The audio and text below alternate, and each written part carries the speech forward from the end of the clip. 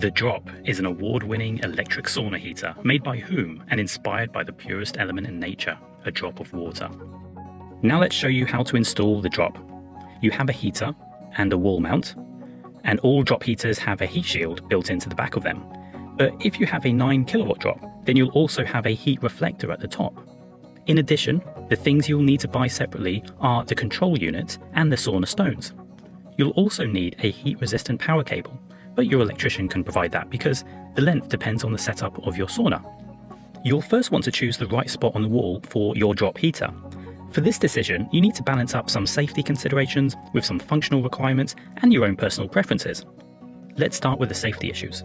Your Drop manual from HUUM includes all the necessary safety distances from any combustible surfaces, like wooden walls, benches, and even the ceiling. In addition, think about where people have to walk around the heater, because we don't want anyone having to get too close when taking their seat.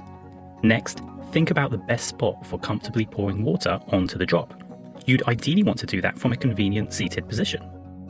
Finally, consider which location is most visually appealing to you and best complements the look of your sauna. Heated stones are the heart of a sauna, so we like to think of Drop as a very functional work of art. Okay, let's get started. Here's Josep, our production manager here at HUUM, to demonstrate. First, you'll want to mark the spot on the wall where you will attach the wall plate. In your manual, all the safety distances you need have already been measured from your wall plate, not the actual heater, which will make it easier for you to double check now that it's in a safe location. By the way, most people would probably use a level to do this properly, but Josep is feeling pretty confident here. You'll then need 6 screws to fix it properly to the wall. Next, remove the protective film from the heater, and just for now, also remove the heat shield that protects the wall from overheating. Then, remove the cover of the electric box. You can then pull the cable through the heat shield back and through this rubber gland.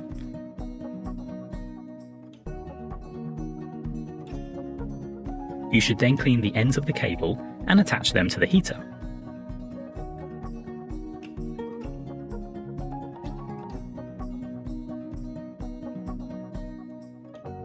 After that, screw the box cover back on and simply reattach the heat shield. Now the whole Drop heater can be attached to the wall by simply hanging it onto the steel plate.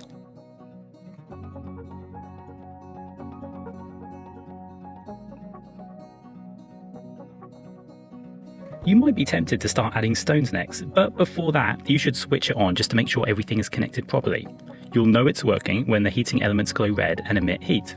So the next stage will be installing the controller.